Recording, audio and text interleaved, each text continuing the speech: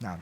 عن أبي هريرة رضي الله عنه قال رسول الله صلى الله عليه وسلم من حسن إسلام المرء تركه ما لا يعنيه. حديث حسن رواه الترمذي وغيره هكذا. This hadith, Abu Hurairah narrated it, and it says that the Prophet ﷺ said from the excellence of a person's Islam being good is he leaves off that which doesn't concern him. If you want to know a person is a good Muslim, he leaves off that which doesn't concern him. If you see a person speaking about that which doesn't concern him, and it is none of his business, then realize that there's something weak about this person's Islam. Min husn al-Islam al-mar. A person's Islam being good is that they leave off that which doesn't concern them. Ya ikhwa, what concerns you is so much that you can't finish. Why are you in the middle of something that doesn't concern you, that has nothing to do with you? Why are you in the middle of that? You have so much that's obligatory on you, and then you have the mustahabbat, the recommended things that you couldn't even finish if you were given the life of Nabiullah Nuh. You wouldn't be able to finish it. But we as humans, we like to indulge and speak about and talk about and get into that which doesn't concern us. Brothers, what doesn't concern us are four things. The haram doesn't concern us. The first thing that doesn't concern us is the haram. Leave off that which doesn't concern you. Number one is the haram. The second thing is al-makruhat, the disliked things. The third one is al-mutashabihat, the ambiguous things that we spoke about. That's not clear to you. It also doesn't concern you. Leave it, avoid it. Take the safer path. The scholars are differing amongst themselves. Is this allowed or is this not allowed? Don't make your religion based upon. Leave off the ambiguous things. And the fourth thing is fudulul mubahat. The fudulul mubahat is the things that are permitted for you. The things that are permitted for you more than it. For example, we're allowed to talk to each other and to speak with one another and converse. We're allowed to, but don't overdo it. Leave off that. Some people, they love to go to gatherings and social meetings and stuff. It's good to an extent, to a limit. Every day he's in a gatherings and he's in the coffee shop and he's always talking and chatting and chit-chatting and everything. This is fudulul mubahat. It's mubah to go and sit, and it's good to gather with the brothers sometimes and see how you guys are doing and catch up with one another. It's good. Allahumma barik. Lakin don't overdo it. Okay? Don't overdo it. Also eating too much. So some people, they're full. They've eaten. They've had their lunch. They have their breakfast. They had their dinner. Okay? And they made a term from it. Snack. They call it what? Snack. So, by the way, I'm not saying snack is haram. You can have snacks, brothers. But what I'm saying is that don't overdo anything. Just overdoing everything. This is also, it's good to leave it. Are we all together? Even if you're meeting good people, righteous people, knowledgeable people, and there's gatherings where you're coming to each other, you're meeting each other, Ibn al-Qayyim said it's also good to leave it. Why? Because when you meet one another, everyone wants to say the most eloquent of speech. It affects your intentions. These are the halaqah, these are the places where good brothers you're going to meet, students of knowledge. You're going to sit with them. But what do? When you go there, you say, what's the best words I can use here? And everybody becomes boasting about what quote they brought or what evidences they provided, and it affects the ikhlas and the sincerity. So he said even that, overdoing it can be problematic. Brothers, we're talking about good places. Don't overdo it. Don't overdo it. Naam. عن أبي حمزة أنس بن مالك رضي الله عنه خادم الرسول صلى الله عليه وسلم عن النبي صلى الله عليه وسلم قال لا يؤمن أحدكم حتى يحب لأخيه ما يحب لنفسه رواه البخاري ومسلم. This hadith says لا يؤمن أحدكم حتى يحب لأخيه ما يحب لنفسه. Anas ibn Malik is khadim of Rasulullah sallallahu alayhi wa sallam. He served the Prophet for 10 years. Anas ibn Malik. He said, for 10 years I was with the Prophet sallallahu alayhi wa sallam. I never did something and he said to me, why did you do this? And I never forgot something and he said to me, why did you forget it? Meaning that for 10 years the Prophet never told me off. That is shocking. Subhanallah, the akhlaq and the adab of the Prophet. I worked and I served him for 10 years and he never told me off. Sallallahu alayhi wa sallam. That's very, very hard. Yeah? That's very, very, very hard. Anas ibn Malik radiallahu ta'ala anhu, he said that the Prophet ﷺ said, La yu'minu ahadukum, that one of you is not a believer. Then iman is being negated from these people, right? The type of negation here, brothers, is, remember when we divided the iman, we divided into how many? 2 or 3? Aslul iman, the foundation of iman. The wajib of iman and the mustahab of iman, right? That which is negated in this hadith is the wajib al-iman, the middle one, the second. Because it's not aslul iman. If it's aslul iman that's being negated here, it means you're a kafir. And it's not. It doesn't mean you're a kafir. It means that you're leaving off something which is obligatory. And Shaykh al-Islam Taymiyyah, in his Kitab al-Iman, he says that whenever you see nafyul iman, it can never be nafyul mustahab. Mustahab is never negated. It's either aslul iman or wajibul iman, best. Never does the nusus al-wahyayn negate al-iman al-mustahab. Never. Ever. It only negates aslul iman or kamalul wajib, the wajib of the iman. Anyways, la yu'minu ahadukum, one of you is not a believer until he loves for his brother what he loves for himself. You're not a true believer until you love for your brother what you love for yourself. The word akhi here doesn't mean a man, a brother. It means also sister. So it means a Muslim loving for another Muslim. A sister loves for another sister. A brother loves it for another brother. It means all of that. Good. Here's a question. Do I have to love everything for my brother? Even my wife? Huh? Does the hadith involve all of that? So my wife, I have to love it for another brother? What about if I don't? Which is the case, right? This goes back to loving for your brother religious issues. Okay? You want every Muslim to go to Jannah? You want everybody to do the wajibat? You want everybody to do the mustahabbat? Loving for your brother means here religious issues. That's what it means. Yeah, it's a major sin, yeah. No, it's a sin, a major sin now. If in the religion, not dunya. If you don't love for all your Muslim brothers to enter Jannah and to be righteous and for them to be noble, if you don't like that for all the Muslims, then there is a sickness of the heart in you. Okay? I know, sahih, you can. That's not a problem. You can love all the worldly issues for your brothers as well. But the hadith is not negating iman from that. It's your choice. You can do what you want. But you don't have to love you. The hadith is not talking about the worldly issues. It's talking about what? Religious issues. It's talking about what? Religious issues. Now. الحديث الرابع عشر عن ابن مسعود رضي الله عنه قال قال رسول الله صلى الله عليه وسلم لا يحل دم امرئ مسلم إلا بإحدى ثلاث الثيب الزاني والنفس بالنفس والتارك لدينه المفارق للجماعة رواه البخاري ومسلم. This hadith mentions that it's permissible for a Islamic court to execute a person when 3 things happen.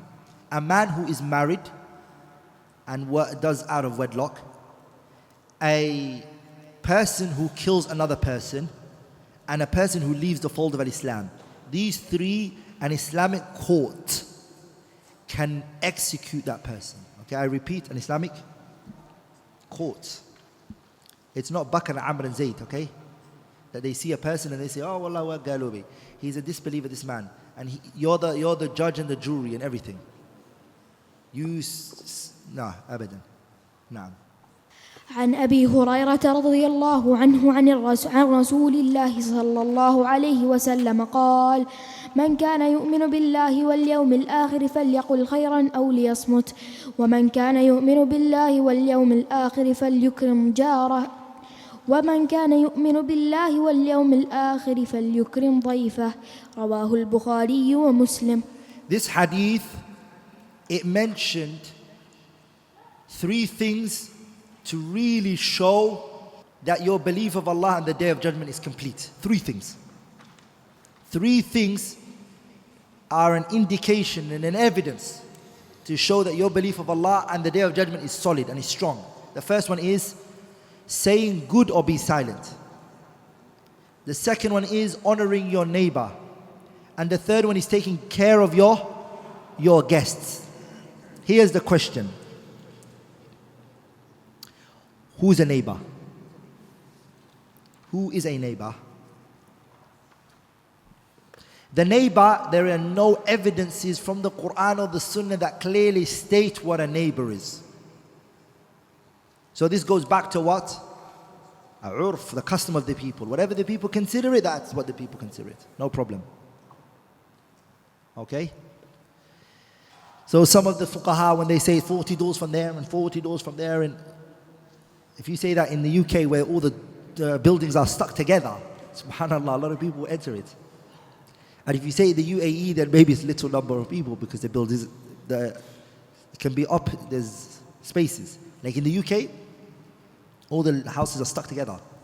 So when you go 40 like that, or you go 40 doors like that, it's a lot of doors that you're going to go to. Ala kulli hal, there's no statement to say that the jar is what?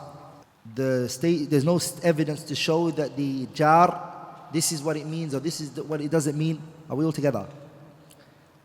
So this goes back to what? This goes back to the urf, the custom of the people. But what is a guest? You know, there's someone who always comes to your house and they overstay and they just like to stay and they love to stay. How long are they a guest? Are they always a guest? Will they always be a guest? Nah, let's go into the concept of guest. Okay? A guest is a person who has 2 characteristics. The word daif we're talking about here. That's why it's not even good to use the word guest in English, but it's a loose term. The word daif that the hadith used, it means when 2 characteristics are found. Number 1, أن يكون من خارج البلد. He can't be from the land that you're in. He came to you from Abu Dhabi. Okay, or he came to you from another place. That's number 1.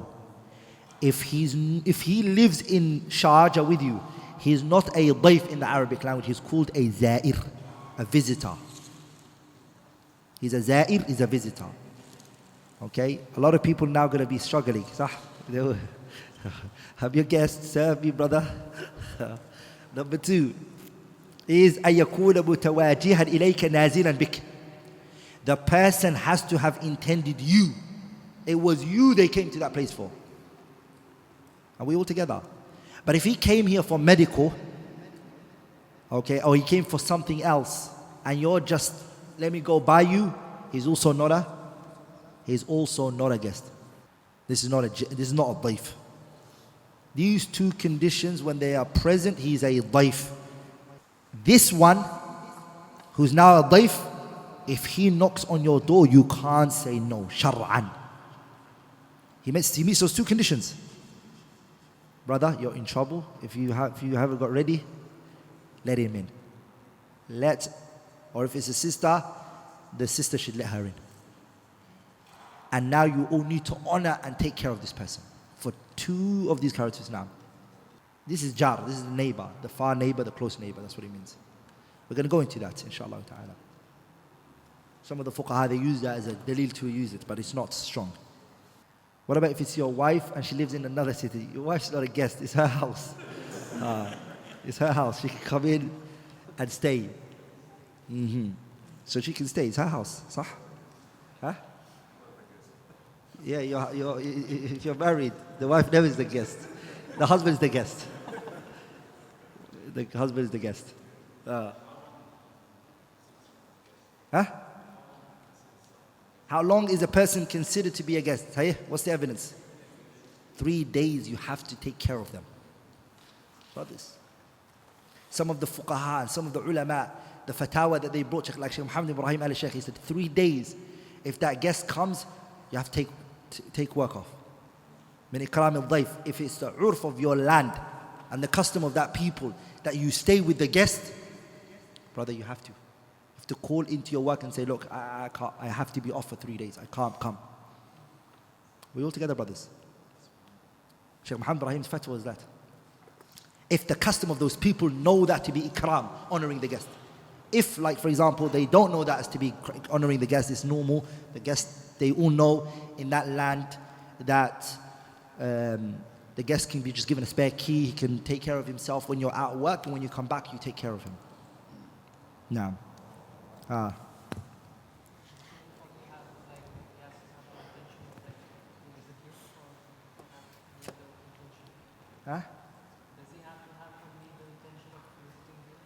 yeah, so his intent is to you. He's coming to you. He didn't intend anything else other than you. He doesn't want anyone else. I mean, of course, if he comes to the city, maybe he might want to buy some things from particular shops, but he didn't intend to go to anyone else as a guest or anyone else as a visiting. He solemnly only knows you and he's coming to you. Okay? He is your guest. You take care of him and you help him. Brothers, we need to move forward, hey?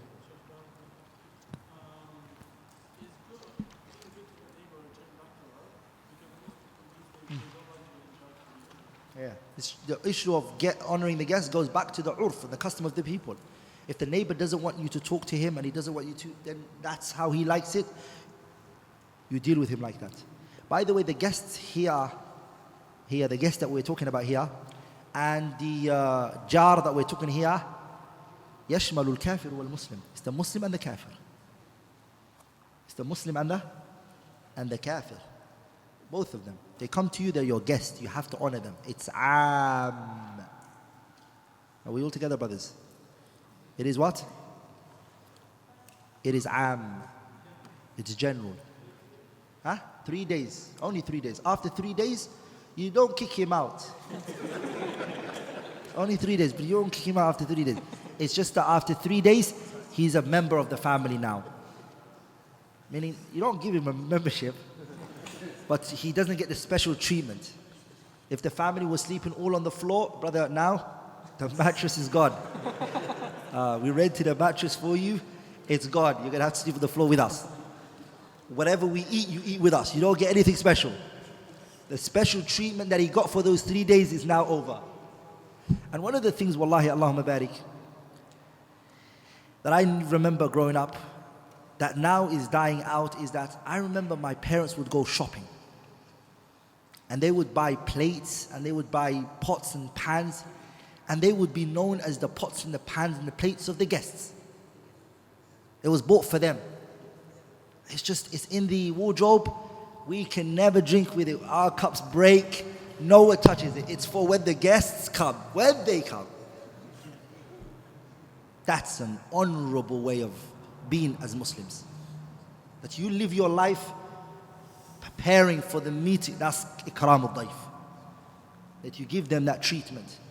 And trust me, it raises children who are going to know the value of guests. We are living at a time when people hate guests coming over. A'udhu billah, he's back again. We're living at a time like that. Inna lillahi wa inna ilayhi raji'un. Especially countries that don't have these Islamic ethics and these Islamic, they find guests as burden. And they find their duyuf as burden. And Islam, they enjoy it. They what? They enjoy their guests. And they admire the guests. I'll tell you a story. I think I've told you guys this story many times. But I find it funny, so I'm going to share it again. There was a man who came to a village, and he was a traveler. Okay, he was a what? He was a traveler. He came to the village, and the Arabs and their custom, and even my country, and I've seen the same in India as well, was that whenever someone comes, people all want to take care of him. People fight over guests. They fight and they get angry over the guest. Like, he's mine. No, he's not. No, I swear by Allah, he's mine. People fight over him. You go to the jungle in Somalia, you see people fight. They don't have nothing. They have nothing. You see, they don't have anything to give. But they're fighting over taking care of you. You see, they go too overboard. You know they can't do this. They're slaughtering their only one sheep that they have for you because they find it a problem to let you go without having meat. And they've not had meat for days. You'll see that. It's very prevalent. Anyways, there was a man who came to a village. People saw him. He was new to the village. They said, "Who are you? Come. You're our guest." He said, "No, I have to go somewhere." No. For tonight, stay with us. We'll let you go tomorrow. He said, "Okay." But they weren't ready for him. They don't have the means for him. But they're not going to let him go. So they took him in. They brought him to their house. And they prepared food for him. The food that they prepared for him was the kids' food, their food. وَمَنْ يُوقَ شُحَّ نَفْسِهِ. They took away from their own little food that they had. All of it, they put it together and they gave it to him. So what they did is, whilst the food was being cooked, they brought him a bucket, told him, "Wash your hands." This man, he drank it. He drank the entire water. Then they brought him milk, and he drank it. Then they went back, they were shocked. They're now worried because this is all that they have. So they went and they brought him the food. They put the food in front of him, he finished it. He didn't leave anything. Whatever they brought, the other plate won't come except he's finished this one. They didn't know what to give to him. Then they wanted to know his story. So look, we need to know who this man is. They've given him the kids' food, the dessert, next week's food. They slaughtered it for him. They gave it to him. This man eats everything. So what happened was, they sat with him and they said to him, "Hey, what's your story? Where are you going? Where are you from? How are you?" He said, I'm ill." He said, "Okay. I'm from town so-and-so." "Oh, that was very far." "And where are you heading?" "I'm heading to the land so-and-so." "Okay. What is your illness?" "My appetite is low." "Hey, I'm heading to that village or that town for a doctor, medical attention. I need medical attention. And inshallah ta'ala, on my way back, I'll come by you guys." They said, "If you know Allah at the day of judgment, please don't take this route." So, ikram al-dayf, honoring the guest, is a very powerful thing in our religion.